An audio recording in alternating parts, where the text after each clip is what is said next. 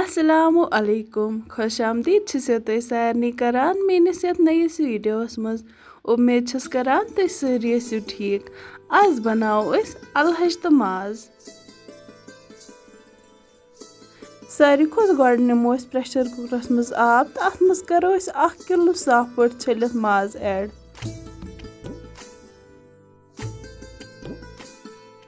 वंदस मज सारी कशर ये अल हच तो माज रनान अत ज्यादा मज़ दिवान। येल अत फुकर यन अत खच सकम या मल हेर कुन करो वन अत ये रिमूव। सोरे माज रिमूव करने पत करो यह तो वन अत क्या मसाल ऐड। अस कोर यह दालचीन सब्ज ٲl बज ٲl सोबित मर्चुवांगन 2-4 लेदर चमच 2 नून चमच 1 नून करो तुम पन्ने टेस्ट अकॉर्डिंग ऐड। बादाम पाउडर चमच 2 बे करो यह रोहन पेस्ट 1 चमच। सारी मसाल ऐड करने पत करो अत लिड बंद। टाइम 5-6 सीटी लगन तो यह 70% तम तैयार गसन। यपर न्यू बे अकिस कढ़ाई मज आब अत मज करो अल हच तो ऐड।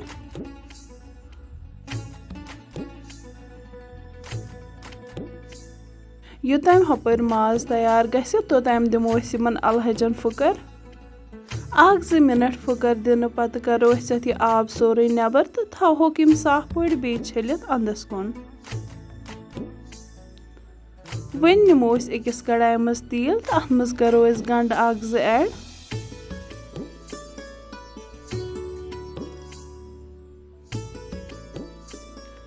गंड ये हल्क ब्राउन गसन करो अत मज अल हच तो ऐड।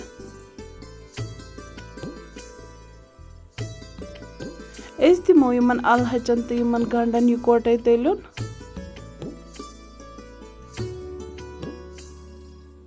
2-3 मिनट तलन दिन पत करो अत मज मसाल ऐड। यह करो नून चमच 1 लेदर चमच 1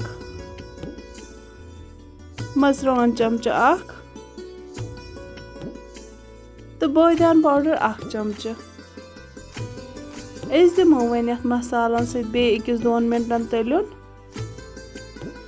यमन लोग वन असल पे तलन तो थोक वन साइडस। दिमो वन माजस नजर यह 60-70% तम तैयार गोमुत। वन करो अत मज अल हच ऐड। वन करो अत बे लिड बंद योतम अत बे 1-2 सीटी लगन। 1-2 सीटी दिन पत तुम हेको वुचित सोन यह सिन बिल्कुल तैयार। यह वन बिल्कुल रेडी सर्व करने खतर। मे उम्मीद तुम आसो अजिच मेन रेसिपी पसंद आमज। अगर तुम मोन वीडियो पसंद आव वीडियो कर लाइक शेयर कमेंट बे कर मेन चैनल तो सब्सक्राइब। शुक्रिया।